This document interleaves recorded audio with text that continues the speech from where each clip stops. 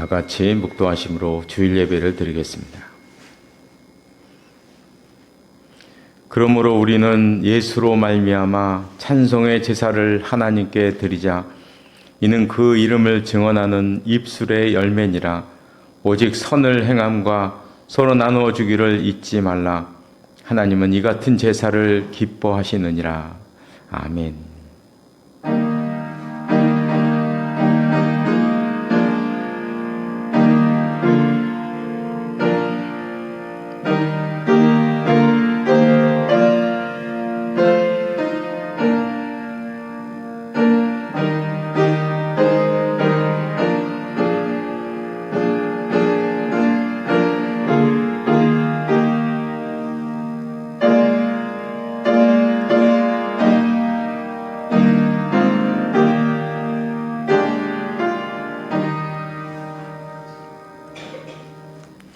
모두 일어나셔서 찬송가 43장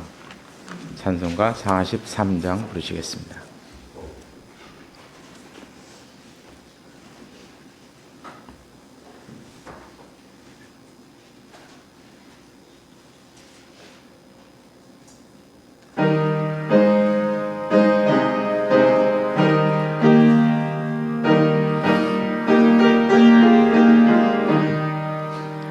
즐겁게 안식할 날, 반갑고 좋은 날, 내 마음을 편케 하니 즐겁고 기쁜 날, 이 날에 천하 만민 가보자 앞에서 참되신 삼위일체 다 찬송 부르세.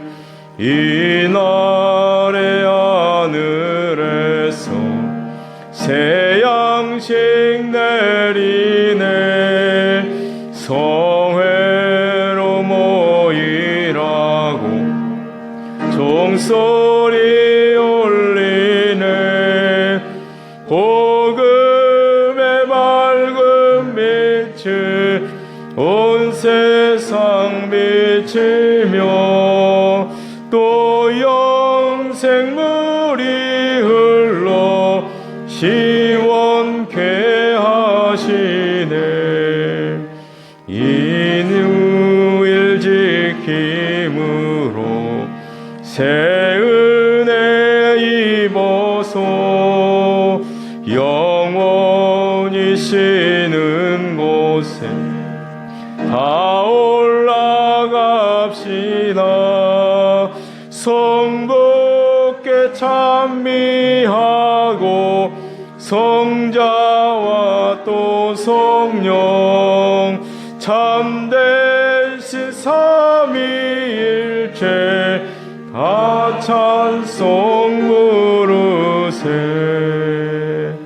아멘.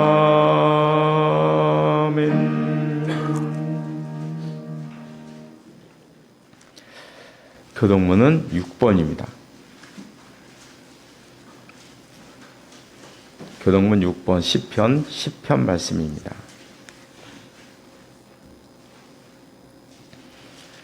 여호와여 일어나옵소서. 하나님이여 손을 드옵소서. 가난한 자들을 잊지 마옵소서.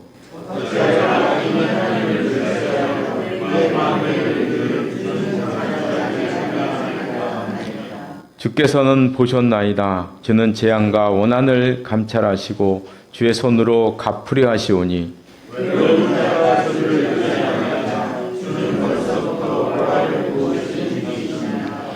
악인의 팔을 꺾으소서. 악한 자의 악을 더 이상 찾아낼 수 없을 때까지 찾으소서.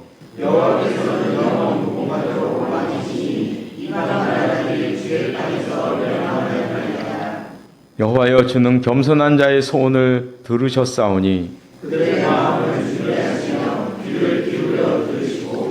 고아와 압제당하는 자를 위하여 심판하사 아멘. 다 같이 사도신경으로 우리의 신앙을 고백하겠습니다. 나는 전능하신 아버지 하나님 천지의 창조주를 믿습니다. 나는 그의 유일하신 아들 우리 주 예수 그리스도를 믿습니다.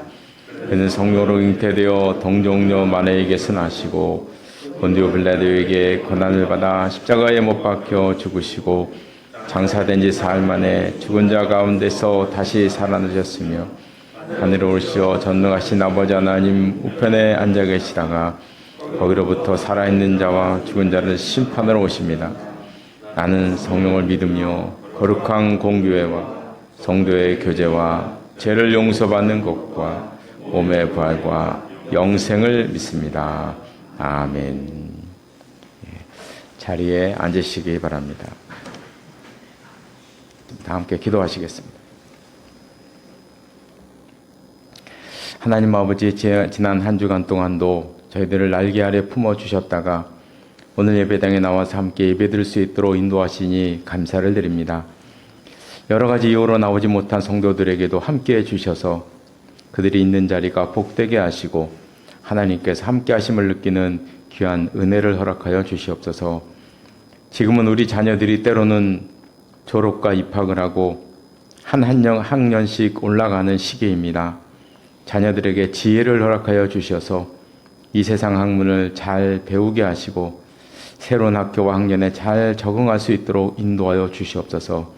좋은 선생님과 좋은 친구들을 많이 만나게 해주셔서 그들의 삶이 풍성해질 수 있도록 함께하여 주옵소서. 공부하는 것이 쉽지만은 않은 일이지만 하나님께서 함께해 주셔서 공부한 것이 인생에서 중요한 자산이 될 수 있도록 함께하여 주시옵소서. 저희들도 하나님의 자녀이고 하나님의 말씀을 배우는 학생이기도 함을 압니다. 저희들도 말씀 안에서 신앙이 자라며 인격도 성숙해져서 그리스도의 장성한 분량에까지 이를 수 있도록 인도하여 주시옵소서. 이 시간 저희들 하나님의 말씀을 듣고자 합니다. 말씀 속에 들어있는 하나님의 뜻을 발견하는 귀한 시간이 되게 하여 주옵소서. 예수님의 이름으로 기도드리옵나이다. 아멘.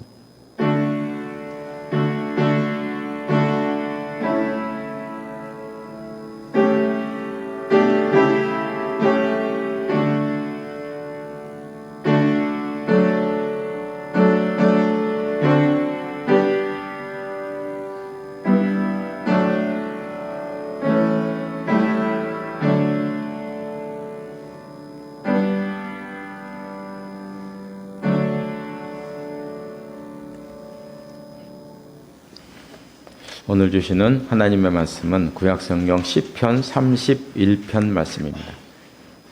시편 12편 말씀입니다.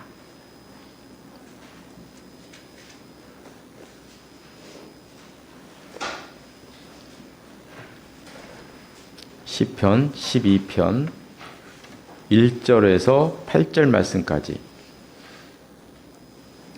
1절에서 8절 말씀까지 한 절씩 교독하시겠습니다. 제가 먼저 12편 1절 말씀을 읽겠습니다.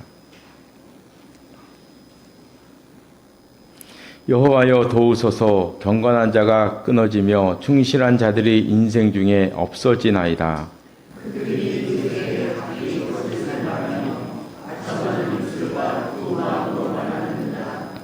여호와께서 모든 아첨하는 입술과 자랑하는 혀를 끊으시리니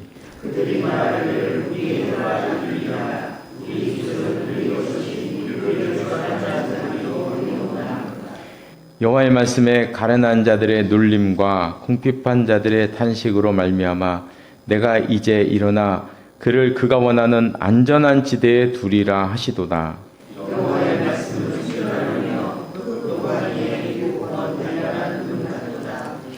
여호와여 그들을 지키사 이 세대로부터 영원까지 보존하시리이다. 비열함이 인생 중에 높임을 받는 때에 악인들이 곳곳에서 날뛰는도다. 아멘. 이 말씀 위에 하느님 은혜가 함께 하시기를 바랍니다. 찬송가 288장 부르시겠습니다.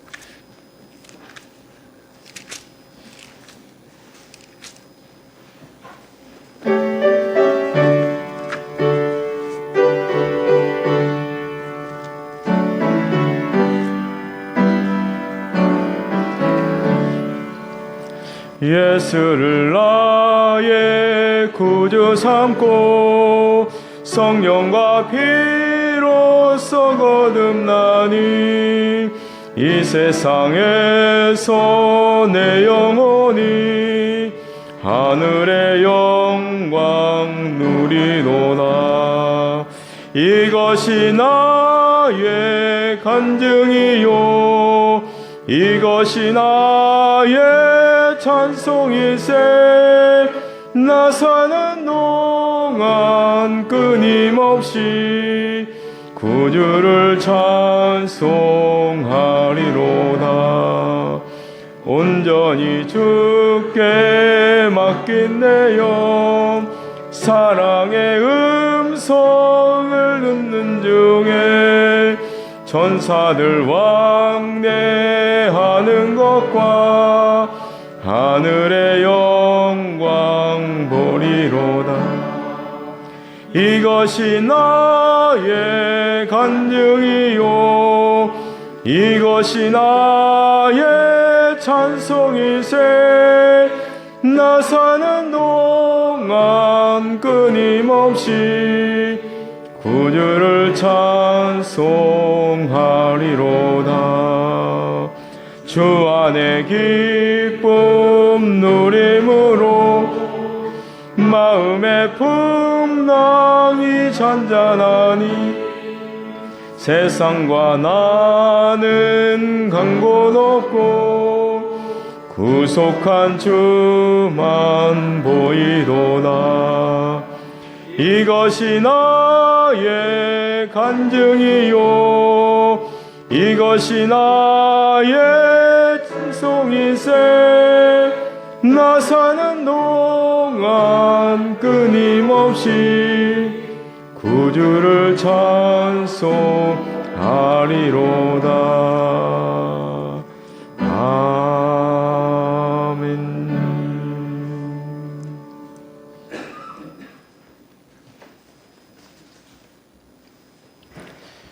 우리가 읽었던 시편 12편은 그 제목에서 나와 있는 것처럼 다윗의 시입니다.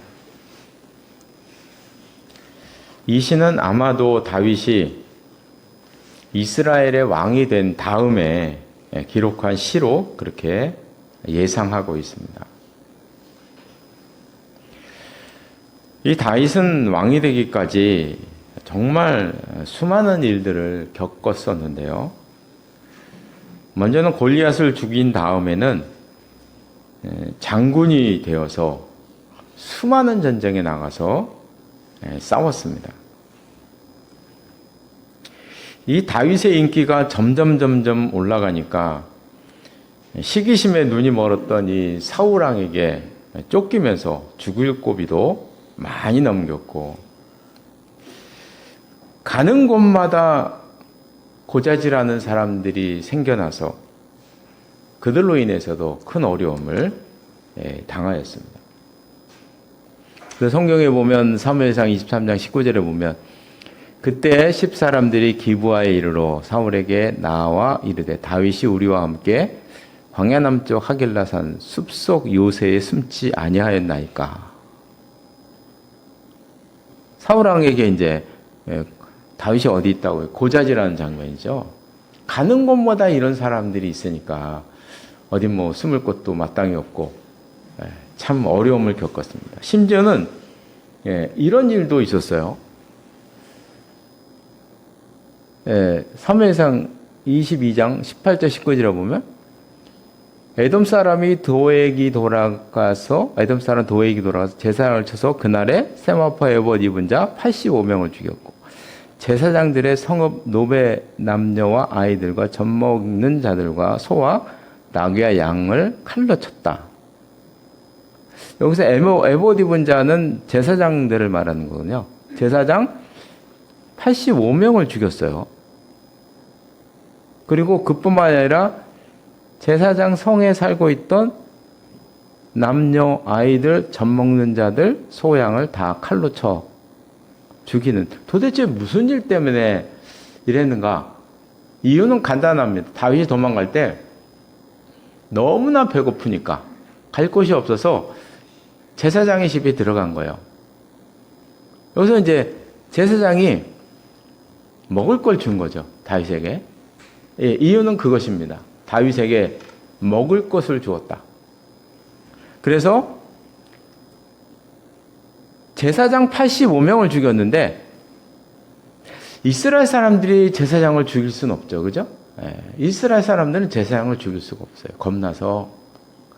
그러니까 에돔 사람을 데려다가 이방인을 이방인은 상관이 없으니까 이방인을 데려다가 사울왕이 이 짓을 벌인 것입니다. 왜요? 다윗에게 음식을 줬다고. 그러니까 우리가 이 다윗이 왕이 되기 전에 쫓겨다니는 이 사건이 다윗에게는 이건 뭐 매일매일이 죽음의 순간이에요. 이거 보면은 얼마나 살벌했는지 알 수가 있잖아요. 그죠? 이런 일까지 사울왕이 저질렀습니다. 너무나 힘든 일을 이제 기계 시기를 보냈죠. 다윗이 왕이 된 다음에도 주위 민족들과 수많은 전쟁을 치루었습니다. 아마도 이스라엘 왕 중에서 가장 전쟁을 많이 치룬 사람은 단연코 다윗 왕일 것입니다. 다윗 왕만큼 전쟁을 많이 치룬 사람이 없었어요.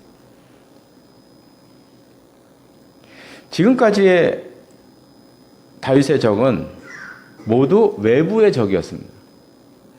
사울왕이 있었고요. 사울왕의 신하들이 다윗을 죽이려 했고요. 사울에게 고자질하는 사람들이 있었고 수많은 이방 민족들. 지금 이스라엘이 약해질 대로 약해진 상황이었거든요. 그러니까 수많은 이 이방 민족들이 다 이 이스라엘을 치려고 많은 민족들이 달려들었었거든요. 그 많은 이방 민족들이 있었습니다. 그런데 왕이 된 다음에는 새로운 적이 나타났습니다. 그게 내부의 적입니다. 내부의 적. 내부의 적이 누구냐? 다윗이 왕이 되기까지 생명을 바쳐서 다윗을 도왔고 따랐던 충신들, 그 신하들이 다윗의 적이 되었다는 것입니다. 그들이 권력을 차지하기 위해서 다윗을 가운데 두고 암투를 벌였는데 심지어는 아들들까지도 다윗의 아들들까지도 반역을 해서 다윗을 죽이려고 했죠. 그래서 다윗 시대를 보면 조선시대를 보는 것 같아요. 조선시대 이성계가 등장하고 이방원이 난을 일으키고 정도전 뭐 난리가 났었잖아요. 그죠? 그거랑 똑같습니다. 똑같은 일이 다윗에게도 벌어지는 거예요. 다윗이 외부의 적과 싸울 때는 이 사람들이 다윗을 중심으로 완전히 하나였어요. 그래서 당할 사람이 없었습니다. 얼마나 이 다윗의 부하들이 충실했고 하나가 됐고 강했는지 빈틈이 없었어요. 역대상 11장에 보면 다윗의 부하들이 어떤 사람이었는가를 우리가 알 수 있는 대목이 나옵니다. 역대상 11장 17절에 보면 17절 18절에 보면 다윗이 이런 얘기를 합니다. 전쟁 중이었어요. 전쟁 중에 어디서 베들레헴 있는 데서 블레셋과 전쟁을 하는 중이었는데 다윗이 이런 말을 했어요. 베들레헴 성문 곁 우물물을 누가 내게 마시고 했고 이런 얘기를 합니다. 이 베들레헴은 다윗의 고향입니다. 다윗의 고향 베들레헴에 우물물이 있었나 봐요. 그러니까 다윗이 옛날에 그리워해서 그냥 푸념 섞인 말로 베들레헴을 점령하고 싶다는 그런 말이겠죠. 그렇죠? 의미겠죠. 말을 한 거예요. 무심코. 내가 어렸을 때 마셨던 그 우물물을 내가 지금 한번 마셔보고 싶다. 이런 이야기를 한 거였습니다. 그런데 문제는 그 우물이 블레셋 진영 안에 있었다는 것입니다. 우리가 이제 이때의 지도를 한번 보면요. 이게 이 다윗이 왕이 되고 이 고대 근동을 이렇게 평정한 다음에 지도입니다. 그때 이제 블레셋의 진영을 완전히 이쪽으로 몰아냈고요. 이때 이렇게 블레셋 진영이 있었지만 블레셋은 이스라엘의 조공을 바치는 속국이 되었어요. 완전히 제압을 했어요. 다윗이 완전히 제압을 했습니다. 이쪽으로 이제 몰아 넣었죠. 그런데 오늘 본문의 그 이야기는 뭐냐면 지금 베들레헴이 나왔거든요. 베들레헴. 그 예루살렘 밑에 있었습니다. 이때는 여기를 이렇게 쭉 그물거서 예루살렘 여기까지는 다윗이 다스렸고요. 다윗이 지금 여기서부터 계속 쳐 내려오고 있는 거예요. 예루살렘까지 다윗이 점령했고 베들레헴 요 밑에는 다 블레셋 진영이었던 거예요. 그러니까 지도가 이렇게 베들레헴까지 다 블레셋이었고 위가 이스라엘이었던 것이죠. 그러니까 지금 예루살렘과 베들레헴은 이렇게 붙어 있는 도시예요. 그래서 서울과 과천 같은 거예요. 서울과 과천, 서울, 일산 이런 곳입니다. 붙어 있어요. 그러니까 여기서 지금 이 중간에서 블레셋과 다윗이 전쟁을 벌이고 있는 중인 거예요. 여기서. 그러니까 여기 어디서인가 다윗이 이야기를 한 거죠. 베들레헴의 우물물을 먹고 싶다. 이런 얘기를 한 거예요. 그러니까 이제 부하들이 어떤 반응을 일으켰는가 한번 볼까요? 예, 이랬습니다. 부하 중 3사람이 블레셋 사람들의 군대를 돌파하고 지나가서 베들레헴 성문곁 우물물을 길어가지고 다윗에게로 가지고 왔다고 기록합니다. 아주 영화 같은 이야기죠. 그렇죠? 이 영화 같은 이야기가 벌어진 거예요. 저는 이걸 보면 삼국지의 조자룡이 생각이 나요. 조자룡이 유비의 아들들 100만 대군을 돌파했잖아요. 그죠? 그 사건이 생각이 나요. 그 사건은 이게 꾸민 이야기라고 많이 얘기하더라고요. 이건 실제 이야기, 이거는 뭐, 놀라운 이야기죠. 다윗의 그 말을 듣고 3사람이 적군을 돌파해 들어간 거예요. 그래서 우물물을 정말 떠온 거예요. 그러면서 이제 다윗이 그 물을 보고 다윗이 마시기를 기뻐하지 아니하고 그 물을 여호와께 부어드렸다. 그러면서 하는 얘기. 이 사람들의 피를 내가 어찌 마시겠느냐. 아무래도 다윗은 정말 부하들이 가서 물을 길어올 거라고는 생각을 못했던 것 같아요. 그냥 푸념 섞인 말로 한 것이에요. 예. 누가 그 들어가서 적군 애들을 물 떠오겠습니까? 그렇죠? 그걸 생각을 했겠어요? 생각도 못하고 얘기한 것입니다. 그랬는데 부하들이 이런 일을 한 거예요. 그러니까 다윗이 자기를 한탄하면서 내가 너무나 어리석은 짓을 했구나. 이 물은 물이 아니라 부하들의 피다. 난 못 마시겠다. 다시는 내가 이런 짓을 하지 않겠다. 이렇게 이야기를 한 것입니다. 다윗의 부하들은 이런 사람들이었습니다. 이런 사람들이었으니 누가 막아낼 수 있겠어요? 막아낼 수가 없어요. 이런 사람들은 막아낼 수가 없는 것입니다. 그런데 이제 다윗이 왕이 되고 나라가 안정되었습니다. 근동 지방을 다 평정했고요. 이제는 블레셋까지도 굴복해서 이스라엘의 속국이 되었고, 이제 고대 근동 지방의 여러 주위에 있는 나라들이 다윗에게 조공을 바치는 속국이 된 거예요. 그렇게 다 된 것입니다. 그러니까 다윗이 더 이상 전쟁에 나가지 않아도 되고, 다윗의 부하들도 이제 전쟁에 안 나가도 되는 것입니다. 평화로운 시대가 온 것입니다. 그런데 이때부터 이상한 현상이 벌어지게 된 것입니다. 그렇게 충성스러웠던 부하들이 권력을 얻기 위해서 다투고 부를 얻기 위해서 치열한 싸움을 시작하게 된 것입니다. 그래서 거짓말하는 자들과 아첨꾼과 음모자들이 나타나게 되었습니다. 그래서 다윗은 이 외부의 적과 싸울 때보다 내부의 적에게 시달리는 게 더 힘들었던 것 같아요. 너무너무 힘든 것입니다.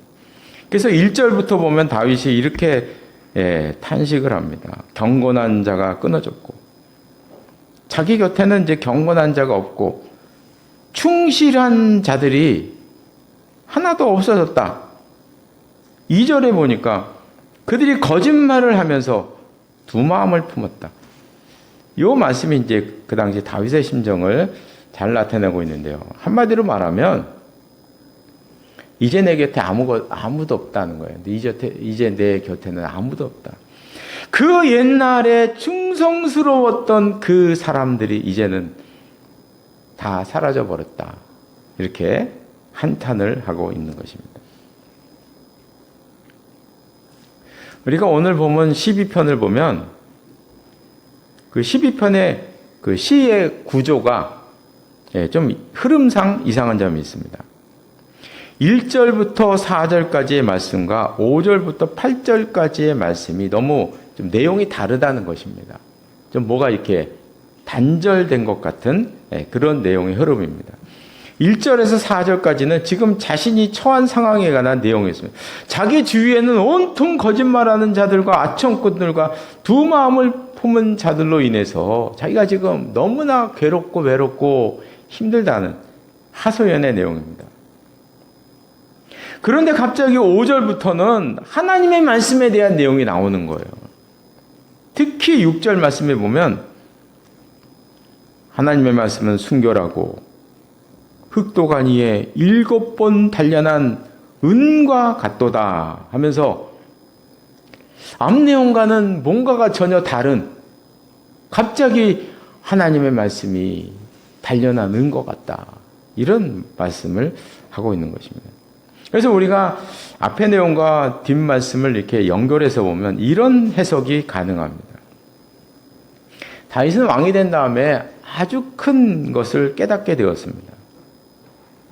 인간은 간사하고 인간은 의지할 것이 못 된다는 것입니다.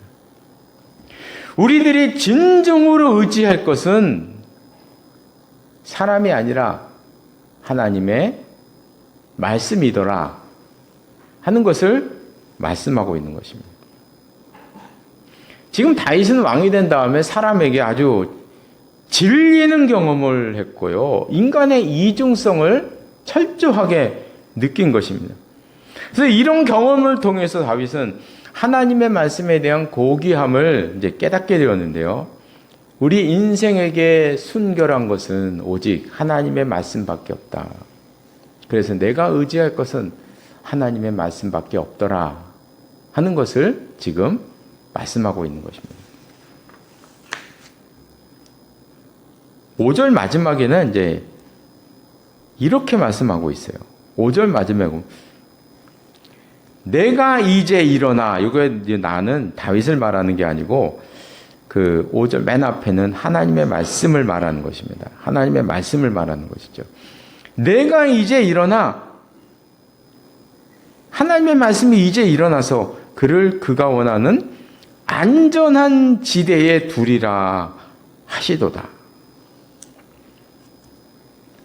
지금 다윗은 아첨하는 자들에게 둘러싸여 있었습니다. 두 마음을 가진 자들이 다윗 주위에 있었습니다. 그래서 그들 때문에 언제 자기가 어떻게 될지 모르는 그런 불안한 가운데 있었다는 것입니다. 그런 다윗에게 안전한 지대라는 것은 하나님의 말씀이다. 다윗이 피할 곳은 하나님의 말씀이라는 것입니다. 전 지금까지 미국 뉴욕에 2번을 가봤습니다. 하나님의 은혜로 어떻게 해서 여행을 가게 됐는데 2번 가봤는데요. 첫 번째는 9.11 테러 이전에 가봤고요. 두 번째는 9.11 테러 이후에 가봤어요. 한 장소를 그렇게 가봤습니다. 첫 번째 갔을 때는 멋있는 쌍둥이 빌딩이 있었죠. 쌍둥이 빌딩이 있었습니다. 그런데 두 번째 갔을 때는 그 쌍둥이 빌딩이 사라지고 요즘은 이렇게 다 정리가 돼서 기념관 식으로 이렇게 해놨다 그러대요. 기념 장소 이런 식으로 해놨다고 해요. 해놨다고 하는데 제가 갔을 때는 그냥 다 부셔지고 쌍둥이 빌딩 다 부셔지고 쌍둥이 빌딩만 부서진 게 아니고 그 옆에 사방에 있는 그 건물들도 반파되고 막 3분의 1 파손되고 이런 상태로 있었어요. 그러니까 흉측하니까 제가 하니까 막 검은 천으로 전부 다 이렇게 가려져 있는 거예요. 옆에는 가운데는 뻥 뚫렸고 이게 옆에 있는 건물들은 전부 다 완전히 폐허가 된 상태로 검은 천으로 다 가려져 있는 그런 상황이었어요. 그런 상황에 처해 있었고, 그리고 맨 앞에는 이제 팻말이 이렇게 덕지덕지 붙어 있었는데 never forget, 절대로 잊지 말라, 절대로 잊지 않을 것이다. 이 내용의 영어 부자가 여기저기 이렇게 붙어 있는 그런 상황이었습니다. 이 미국이란 나라가 세상에서 가장 안전한 지대로 인정되는 나라 아닙니까? 그렇죠? 그래서 많은 사람들이, 우리나라 사람들 많이 이민을 갖고 그랬는데, 그런데 가장 안전한 곳에서 가장 큰 사건이 일어났고요. 지금도 계속 총기 사건이 일어나지 않습니까? 그걸 보면서 느끼는 것은 정말 세상에 피할 것은 없구나, 세상에 안전한 지대란 없구나 하는 것을 느끼게 되는 것입니다. 이제 말씀을 마치겠습니다. 안전한 지대에 두리라. 이 말씀은 다윗의 신앙 고백이고요. 다윗이 자신의 인생을 돌아보면서 다윗의 경험에서 나온 이야기입니다. 안전한 지대에 두리라. 다윗은 도망 다니면서 사람에게도 가봐왔습니다. 근데 아까 우리가 그 말씀에서 보았지 않습니까? 그죠? 자기에게 떡을 줬다는 이유 하나로 그런 사건이 일어나잖아요. 제사장 85명을 막 때려 죽이는 이런 사건이 막 벌어지지 않습니까? 도망 다니면서 사람들에게도 가봤지만 그런 일도 벌어집니다. 배신당해서 사람들에게 고자질 당해서 죽을 고비도 수없이 넘기면서 살아왔던 것입니다. 왕이 된 다음에는 그렇게 믿고 의지했던 신하들이 변해서 거짓말쟁이가 되고 아치형꾼이 되고 심지어는 자기에게 칼을 들이대는 이런 사람으로 돌변하게 되었습니다. 그런 가운데 다윗이 깨달은 것은 세상에는 안전한 곳은 없다. 다윗이 깨달은 것입니다. 세상에는 안전한 곳이라는 것은 없다. 내가 피할 장소, 내가 피할 사람이라는 것은 없다. 자기가 피할 안전지대는 오직 하나님의 말씀밖에 없다 하는 것을 깨닫고 고백하는 것입니다. 우리들에게는 하나님의 말씀이라는 안전지대가 있다는 사실을 항상 기억하면서 지내시는 우리 모두가 되시길 바랍니다. 기도하시겠습니다. 하나님 아버지, 다윗이 왕이 된 후 곁에 있던 사람들이 변하는 것을 보고 인간의 이중성을 철저히 깨달았던 것을 보았습니다. 모든 것이 변하는 세상 속에서 오직 하나, 하나님의 말씀만이 순결하다는 사실을 깨닫고 그 하나님의 말씀을 그리워하며 찬양하는 모습을 보았습니다. 하나님 아버지, 우리도 비록 변화많은 세상 속에서 살아가지만 우리들에게는 하나님의 말씀이 있다는 사실을 기억하게 하시고 그 말씀을 의지하며 살아가는 저희들 될 수 있도록 함께하여 주시옵소서. 예수님의 이름으로 기도드리옵나이다. 아멘. 말씀을 기억하시면서 모두 일어나셔서 찬송가 439장 부르시겠습니다.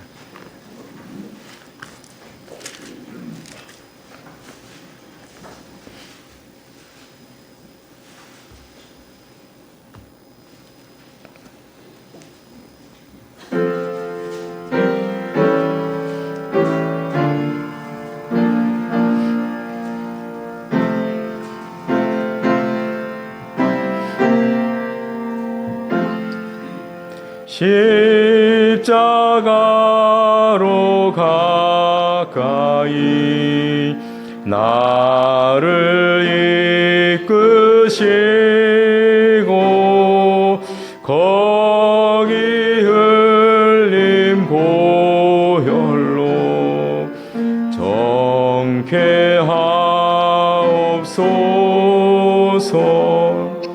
십자가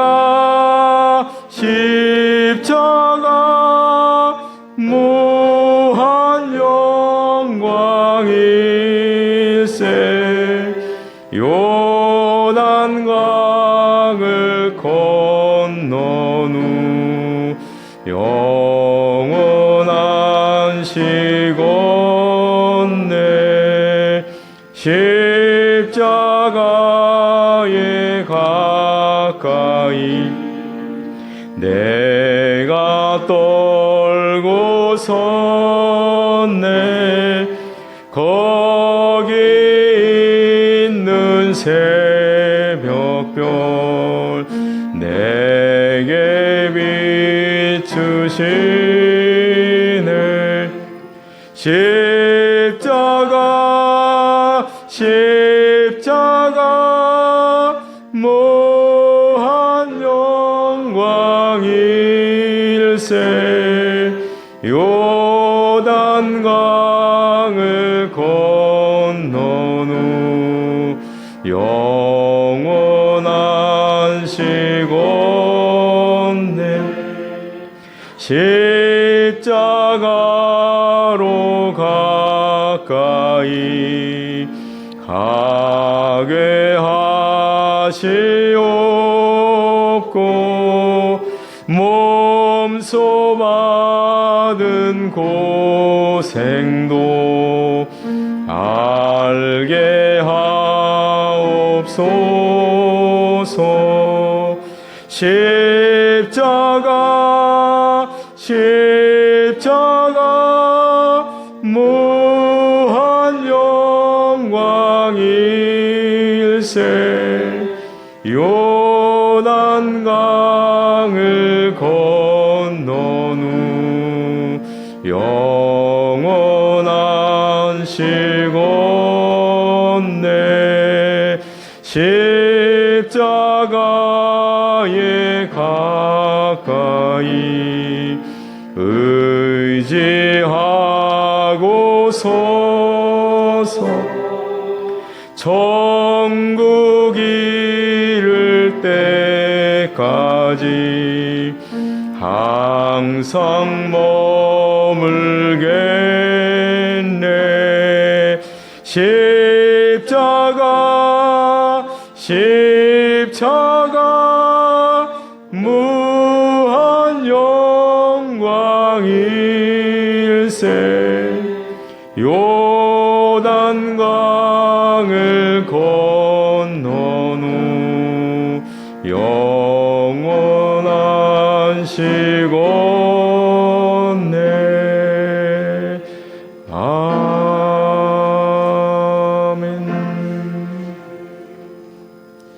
기도하시겠습니다.